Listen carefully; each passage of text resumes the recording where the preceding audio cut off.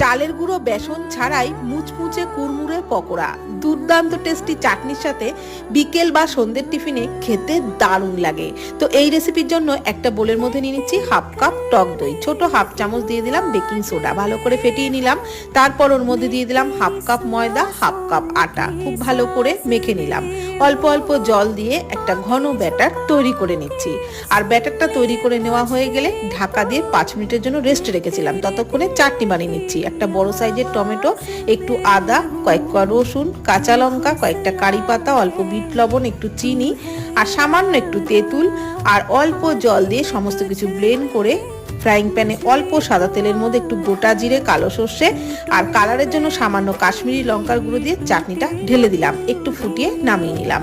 এদিকে যে ব্যাটারটা তৈরি করে রেখেছিলাম তার মধ্যে পরিমাণ মতো লবণ, গোটা জিরে, একটু চিলি ফ্লেক্স আর কারি পাতা কুচি দিয়ে খুব ভালো করে ফেটিয়ে নিলাম।